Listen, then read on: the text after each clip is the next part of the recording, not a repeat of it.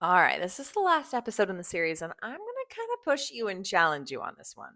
I'm going to ask you some hard questions, and I want you to do some self evaluation. And then, if everything feels good, I'm going to encourage you to take a next step and not just let this sit in your back mind waiting to be taken out. We've already chatted about the what and the why. And now we're going to answer the question how? And is this even right for me?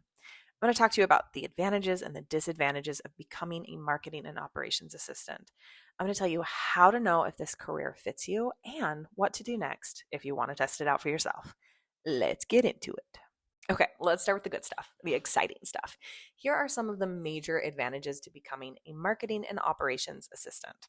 Number one, flexibility. In many roles as a marketing and operations assistant, you're going to have flexibility, especially if you are specifically looking for a remote option. Sometimes that might mean that you're setting your own hours or just that you're being trusted to work from anywhere. And because you can so easily become a freelancer in this role, that means that you can then decide when and how you work. But even if you are an employee 9 to 5 kind of structure, the flexibility of marketing and operations also means in like what you can then do and where you can go, and specifically what tasks you're going to be doing. It's going to look different depending on what company you're with. There's a ton of wiggle room in this role, which leads me into number two, variety. I can pretty much guarantee you that no 2 days at this role are going to look the same. One day you might be setting up a project tracker, the next you're proofreading a newsletter and then programming it in, and then you're scheduling a meeting or researching software tools. It's kind of hard to get bored when the work itself is always evolving with the business needs. It kind of keeps it fresh and exciting. Number three, soft skills are more important than hard skills. All right, let's define soft skills. Those are the things that make you you. Being organized, having good communication, being good at follow through. Those are soft skills or transferable skills. And they are so important to determining how successful you will be at this career. You don't have to have a marketing or a business degree. You need to be reliable. You don't have to have 10 years of experience. You need to be a good problem solver. You need to be organized. If you have got those skills, then you can be taught the rest. The hard skills can be taught. Number four, the growth potential. Assistant roles often lead to more expansive roles. You know, you could become a marketing coordinator, a project manager. You could be in operations leadership, right? Think of our stories. Jocelyn and Connie both started as assistants and then evolved into something more. And once you've learned how businesses run, you can move up. Or you could even branch out into owning your own business if that's exciting to you. The last one is probably my favorite one. Number five, it's really meaningful, purposeful work. You're not just sending emails, you're not just crunching numbers or posting on social media. You are making someone's business and dream function. You are becoming an invaluable team member who helps keep the lights on. This combination of advantages, variety, purpose, growth, and flexibility, is what makes this path so appealing to so many people. Now, of course, it's not all sunshine, right? Let's talk about the other side. I want to be really honest with you. Transparency matters. And I want you to go into this opportunity with your eyes wide open. Here are some of the challenges you might face as a marketing and operations assistant. Number one, there is a learning curve, right? There are digital tools that you probably don't know yet. There are project management apps you've never used before, or scheduling systems, or email marketing platforms. There are tasks and assignments that you've probably never done before. You will have to train, you will have to learn. But if you're willing to click buttons, make mistakes, get in there, get your hands dirty, you can do this job. There are a lot of free resources out there that you can use to cobble together a learning path for yourself, or you can learn everything that you need to know to do this job inside of the VWS internship. Don't worry, I'll tell you more about that later. The second challenge that comes with this is if you are a remote marketing and operations assistant, that means nobody's watching you, right? For some of us, that means freedom. For other people, it's a bit more chaotic.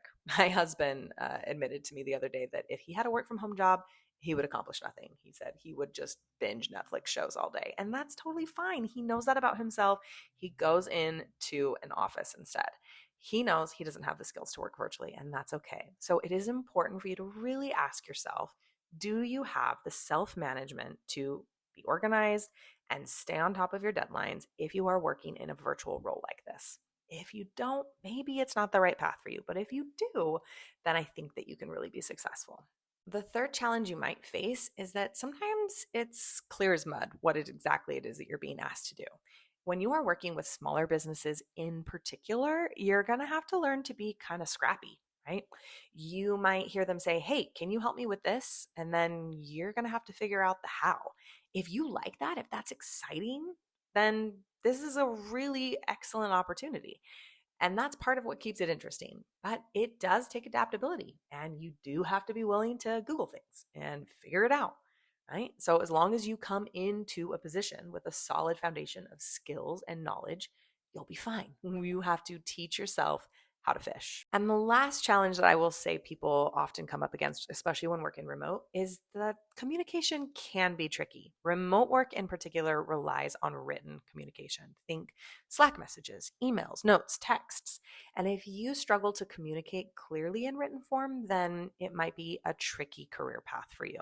It is learnable and you can improve that skill, but you'll want to practice and improve it inside of a safe space and not on the job. By this point, you should have a pretty clear picture of what being a marketing and operations assistant would look like.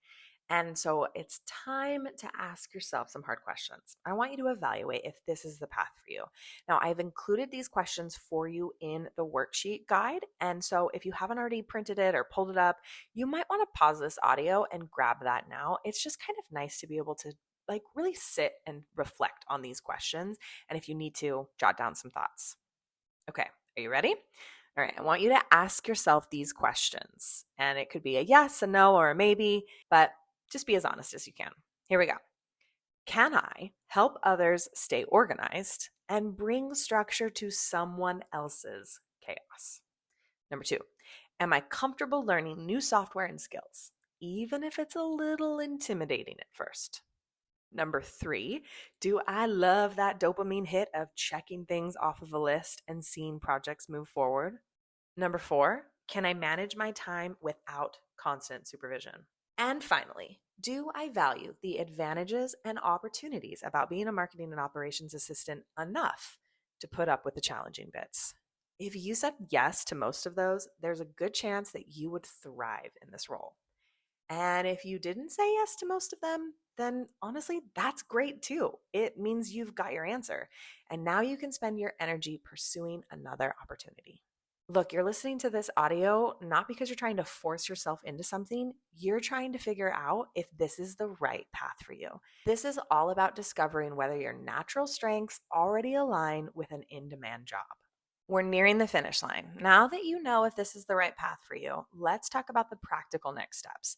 How do you actually get started in this field? There are a couple routes you could go. The first is you could just do self-study, right? If you're the kind of person that likes to figure it out, kind of fly solo, and you like to experiment, then just start diving into some of these tools.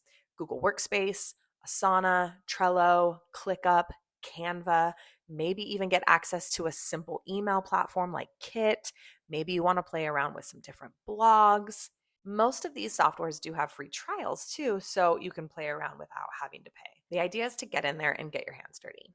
Another idea that you could pursue is to do some small projects for free. You could offer to help a local nonprofit or a friend or your kid's school run a small project. You will definitely need to be scrappy, do a lot of Googling, figure out how to do stuff, but that experience, even if it's unpaid, will absolutely build your confidence and portfolio, right? The best way to learn something is to do it. And your final option is to get some guided learning. So if you would rather not figure it out alone, there are programs that can teach you these skills.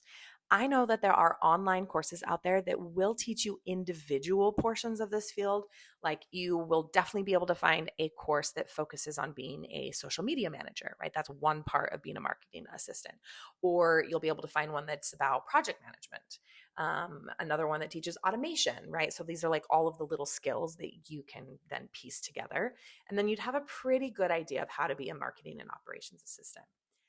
If that option doesn't sound quite right for you, though, I want you to envision something a little bit different. Imagine this. You are starting a new job as a marketing and operations assistant, but you've never done the work before. You are starting completely from scratch, but your new company doesn't mind. They are providing you with in-depth, hands-on, guided training for 2 whole months. You get the chance to practice using the software, doing the real tasks, but it's all inside this nice, safe space. It's like a simulation. Nobody cares if you mess up or you're learning slowly, and your boss is there to answer every question, to review all of your assignments, and give you the encouragement and the confidence that you need to finish the training. Sounds pretty epic, right? Well, it's not a fantasy. That is Virtual Work Studio. It is on the job training inside of a simulated internship, and it comes with mentor support, and it ends with a pipeline to real paying work. I built Virtual Work Studio for women who are exactly where you are right now. They are curious, they are capable, they're ready for a change, but they're not exactly sure where to begin. And they don't really want to cobble together experience for themselves. Virtual Work Studio is not an online course. It is not a bunch of passive videos that you watch and filling out some worksheets. It is hands-on training and simulation. It's like being inside of a science lab. Right? You're going to get to practice the exact tasks that a marketing and operation assistant do every day, but you're going to do it inside of a supportive environment that has mentors and feedback and real tools. Here's just a few of the things that you would learn inside of Virtual Work Studio. How to organize documents and files inside of tools like Google Workspace or Asana. How to manage client communications and schedules using Google Calendar, Calendly, Typeform, Google Forms. How to create simple marketing assets like newsletters or social media content ideas. How to work inside of marketing tools like Canva, Zapier, Instagram, or Facebook. How to work efficiently by using automation and AI tools. And finally, how to create job market materials, think resume, cover letter, portfolio, that are modern, attention-grabbing, and show off all the new skills that you have just learned. Virtual Work Studio lasts 2 months, and we give you something that most online courses don't: experience. And that's what hiring managers care about, right? They want to see that you have the receipts, and that's what we give you. Most importantly, you're not doing it alone. You're going to work with mentors and alongside other women in the program who are learning right beside you. You're going to be sharing your wins and troubleshooting problems. Look, I know we can all go and ask ChatGPT stuff, but there is nothing that can replace having a human with years of experience to ask and get answers from.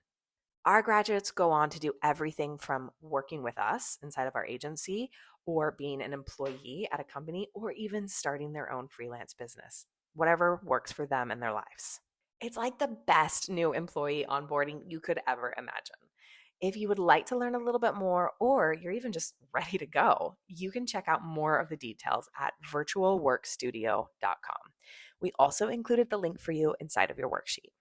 So there you have it, the career path that you've probably never heard of, at least before today. Being a marketing and operations assistant is flexible, modern, learnable, and full of possibility. The world genuinely needs people who can make businesses run better. Hey, good job. You made it through this whole series. You listened, you thought, you pondered. And if this series sparked something in you, even if it's just like a little bit of curiosity, then I want you to take that as your sign to keep going, right? Keep exploring a little bit more. Look up some job postings with some of the terms I gave you. Ask a small business owner that you know, what are their most pressing needs inside of their business? And you're going to start to see that a lot of these skills that I have talked about are popping up over and over again.